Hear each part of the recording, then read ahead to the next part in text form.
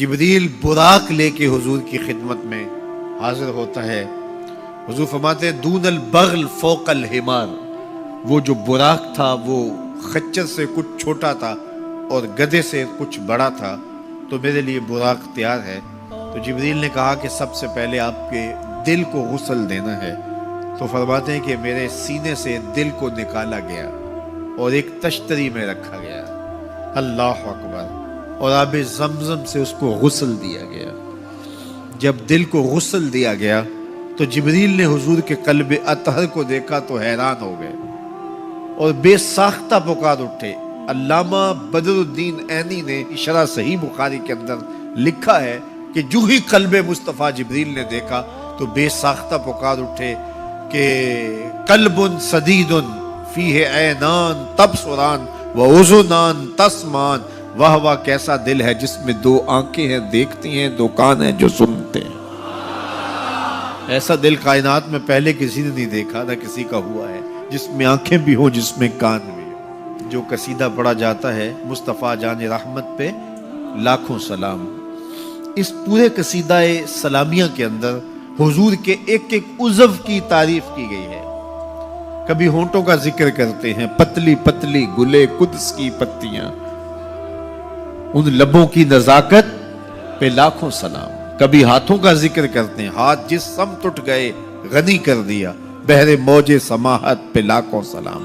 کبھی بازوؤں کا ذکر کیا، جن کو بارے دو عالم کی پرواہ نہیں، ایسے بازو کی طاقت پہ لاکھوں سلام. کبھی سر کا ذکر کیا، جس کے آگے سرے سروراں خم رہے، اس سرے تاج رفعت پہ لاکھوں سلام.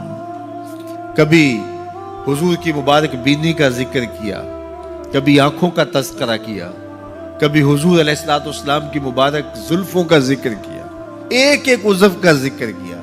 چلتے چلتے جب دل پہ آئے تو اعلی حضرت کا قلم نہیں رک جاتا اور سوچتے ہیں کیا لکھوں، اور اعلی حضرت بولے دل سمجھ سے ورا، دل سمجھ سے ورا، مگر یوں کہوں غنچائے راز وحدت پہ لاکھوں سلام. دل سمجھ سے بالا ہے لیکن یوں کہہ دیتا ہوں اللہ کے رازوں کا امین ہے تو وہ قلب مصطفیٰ ہے صلی اللہ علیہ وسلم. تو حضور علیہ السلام کا مبارک قلب اطہر جب نکالا گیا تو جبریل نے کہا قلب وقی فیہ عینان تبصران و اذنان تسمان. واہ واہ کیسا دل ہے جس میں دو آنکھیں ہیں جو دیکھتی ہیں، دو کان ہیں جو سنتے ہیں. حضور کی آنکھیں ہماری آنکھوں جیسی نہیں ہیں، نہ ہماری آنکھیں حضور کی آنکھوں جیسی ہیں. ہماری آنکھوں کے اندر تو میل کچیل آتا ہے، حضور کی آنکھوں میں مازاق کے کجلے لگے تھے. مست آنکھیں رضا مازاق کے کجلے والی، مست آنکھیں رضا مازاق کے کجلے والی. گر میری سمت بھی اٹھیں تو مقدر جاگے، گر میری سمت بھی اٹھیں تو مقدر جاگے. تو حضور کی مبارک آنکھیں، اللہ اکبر، کیا خوب سجن دیاں اکھیاں نے، کیا خوب سجن دیاں اکھیاں نے، جمیں پر کے سرائیاں رکھیاں. سارے نبیوں کی زندگیوں کا مطالعہ کیجئے، ان کو سخت سے سخت، کٹھن سے کٹھن حالات کا مقابلہ کرنا پڑا اور حالات کی سختیاں انہوں نے گوارا کی، لیکن اٹھنے والے قدم پیچھے نہیں ہٹے، وہ آگے ہی بڑھتے چلے گئے اور عظیمتوں کے سفر طے کرتے گئے. سب سے زیادہ مشکل اور کٹھن حالات میرے اور آپ کے آقا و مولا حضور نبی رحمت صلی اللہ علیہ وآلہ وسلم کو ملے اور حالات کا جبر حضور کو سہنا پڑا، تلخیاں گوارا کرنی پڑی. پیدا ہوئے تو باپ کا سایہ سر پہ نہیں تھا، 6 سال کی عمر تھی کہ ماں انتقال کر گئی. حضور نے اعلان نبوت کیا تو اپنے ہی مخالف ہو گئے. سب سے پہلا شخص جو کھڑا ہوا اور جس نے بدتمیزی کی وہ رشتے میں سکا چچا لگتا تھا. اس کی بیوی سارا دن جا کے جنگل میں کانٹے جمع کرتی تھی، ام جمیل، اور جن راہوں سے حضور نے گزرنا ہوتا ان راہوں میں بکھیر دیتی. کہ پاؤں زخمی ہوں گے اور منزل پہ پہنچ نہیں سکیں گے، لیکن میرے حضور گھر سے نکلتے ہیں، ان کانٹوں سے بچ کے گزرتے ہیں اور ان گڑھوں سے بچ کے گزرتے ہیں اور پھر بھی ان تک پہنچ جاتے ہیں۔ کھود لیے گڑھے، بچھا لیے کانٹے، آ گیا ہوں تمہارے پاس پیغام میں آ کے لے کے۔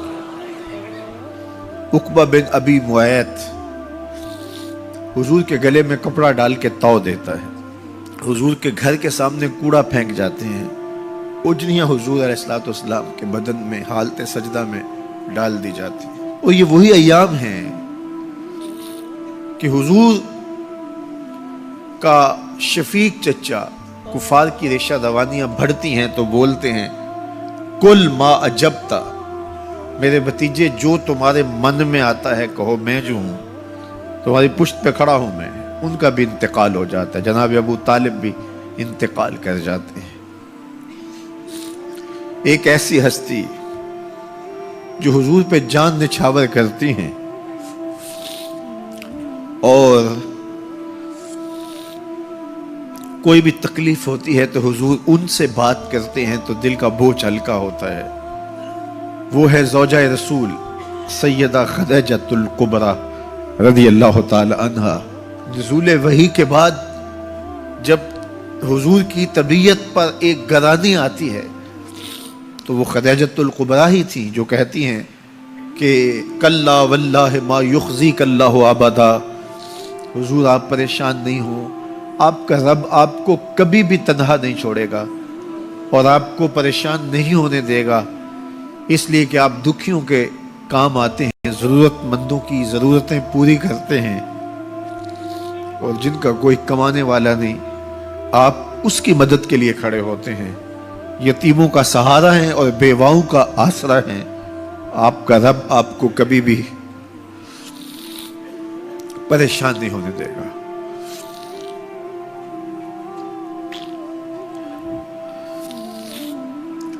سیدہ خدیجۃ الکبریٰ کا بھی انتقال ہو جاتا ہے، جو ہر مشکل وقت میں ڈھارس بندھاتی تھی، پشت پہ سایہ بن کے نگہبانی کا فریضہ انجام دینے والے چچا بھی انتقال کر جاتے ہیں۔ عقبہ بن ابی معیط کی بدتمیزیاں بڑھ جاتی ہیں، راہوں میں کانٹے بچھتے چلے جاتے ہیں، گڑھے کھودے چلے جاتے ہیں، ادھر حضور کے غلاموں کو پکڑ کے چوراہوں میں لٹا کر کے کوڑے مارے جاتے ہیں، چکیاں پسوائی جاتی ہیں۔ حضور گزرتے ہیں تو عمار ابن یاسر کے خاندان کے ساتھ تکلیفوں کے پہاڑ ٹوٹے ہوئے ہیں۔ حضرت سمیہ رضی اللہ تعالی عنہا جو حضرت عمار ابن یاسر کی والدہ ہیں، ان کو مکے کے ایک چوک کے اندر ابو جہل نیزہ مار کے شہید کرتا ہے۔ حضرت یاسر شہید کر دیے گئے۔ بلال حبشی چکی پیستے ہیں اور بدن میں ان کے میخیں ٹھوکی جاتی ہیں۔ عجیب عالم ہے، اپنے بھی مخالف سکا چچا راستہ روک کے کھڑے ہو جاتا ہے، اوجریاں پھینکی جاتی ہیں، کانٹے بکھیرے جاتے ہیں۔ طائف گئے تو ان کا رویہ اتنا شرمناک اور اتنا دردناک تھا کہ اس کی تلخیاں بھولتی نہیں ہیں۔ اللہ کے محبوب ایک دن حرم میں آئے اور وہیں ام ہانی کے گھر جو حرم کے بالکل قریب تھا رک گئے۔ فرماتے ہیں آنا بین النوم والیقظہ، میں نہ تو ابھی سویا تھا نہ ابھی جاگ رہا تھا، میری درمیانی کیفیت تھی۔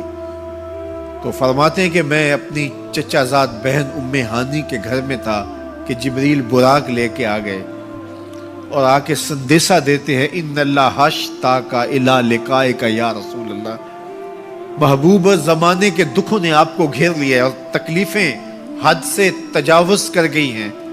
رب کہتا ذرا آؤ نہ میں رخ سے نقاب اٹھاؤں اور آپ کو جلوہ کرا کے سارے غم غلط کر دوں اور سارے دکھ دور کر دوں۔ تکلیفیں حد سے بڑھیں، اذیتیں زیادہ ہوئیں تو مالک نے کہا محبوب وہ منظر بھی دیکھے کہ طائف کے بازاروں میں لوگ پتھر لیے کھڑے تھے، اب وہ منظر بھی دیکھو، رضوان جنت کے پھول لیے کھڑے ہوں گے، فرشتے کتاروں میں منتظر ہوں گے، وہ پتھر لیے کھڑے ہوں گے، یہ پھولوں کی کلیاں لیے جنت کی حوریں کھڑی ہوں گی۔ تو حضور کے استقبال کی تیاریاں ہیں. جبریل براق لے کے حضور کی خدمت میں